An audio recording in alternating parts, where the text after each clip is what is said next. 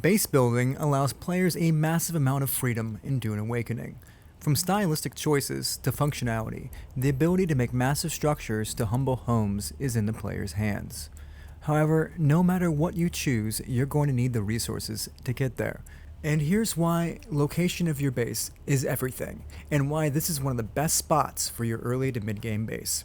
It is a great central location, in close proximity to the 5 main resources you will need to progress from Tier 2 to Tier 4 very quickly, and get you from riding on a bike to flying an ornithopter in no time. To the south, across this gap, is where you'll find iron nodes. My server was one of the early access ones, and you can tell that by a lot of folks have moved in this area already. This is also another great location to build if you wish to be closer to iron, as well as the sandflower you will find nearby. There are also 2 botanical labs in this area that are easily accessible for components that you will need for crafting vehicle parts.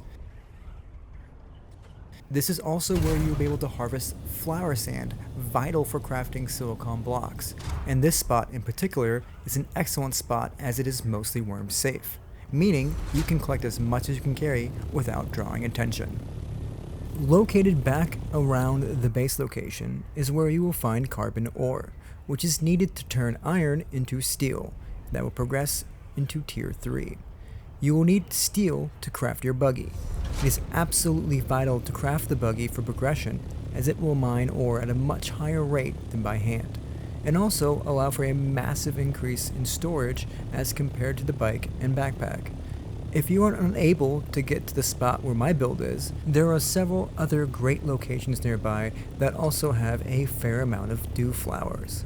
Having dew flowers nearby will drastically improve your water generation and is the most reliable source of water starting off. And once you reach Tier 4, with dew size and larger leader gens, you will be able to gather so much more water from these dew flowers, which you'll need as aluminum will require much more water than steel and iron. From this location, you can travel east along the cliffside that is underneath the Atreides base.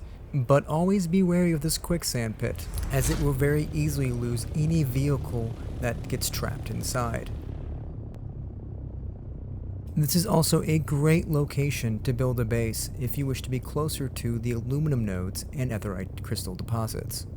North from here, you will find Pinnacle Trade Post, where you can take the canyon down to the east to find the various chome mining facilities that hold large amounts of Erythrite crystals. These crystals are needed to craft cobalt paste. Cobalt paste is a very important resource item needed at all advanced tiers moving forward. It is definitely recommended you bring your buggy for these mining trips, as they are extremely heavy. Turn up the path behind Pinnacle Trade Post to find plentiful nodes of aluminum for harvesting. This area is also a great location to build a base if you wish to be right on top of these aluminum nodes.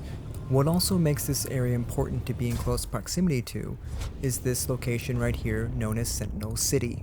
It is a firefly base that holds one of the most valuable resources needed for crafting your Ornithopter. It is definitely recommended you start farming these parts as soon as possible, as you will need a lot of them. Be wary though, as these fireflies apply the burning debuff, which will cause you to take damage over time. To stop the burning debuff, simply apply any sort of healing item to remove the damage over time. One of my favorite things to do is to drop my buggy off this cliff to return to base. Vehicles do not take fall damage, so have no fear while doing it. Located to the west of the original base position is Crossroads Trade Post, but more importantly is the other location you need to visit to get the parts you need to craft an Ornithopter. Misa Tiril is a large city with a massive electrified worm that is extremely dangerous, and these enemies will affect you with poison, so take caution when farming here. Just like for the burning debuff, use a healing item to remove the debuff. I highly recommend picking up the contract from Crossroads nearby, Investigate the Cult, as it will reward you with a complete unique stillsuit. Once you get your Ornithopter, you should start thinking about where you want to place your in-game base location. Being able to fly around the map opens up numerous possibilities. I highly recommend building near an exit from the overmap, as to quickly enter and return from the overmap. You should try exploring various locations around to see what you like.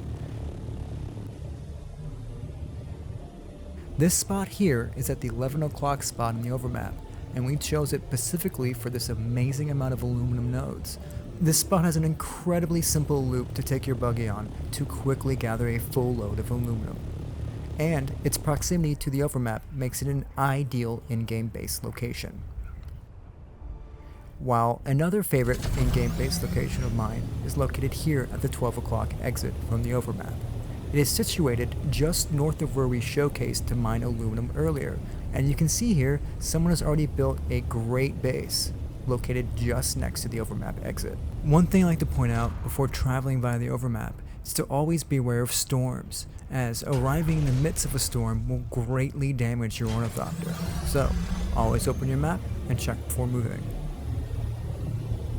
Lastly, I want to show you this hidden gem I found, located at the 3 o'clock exit from the overmap.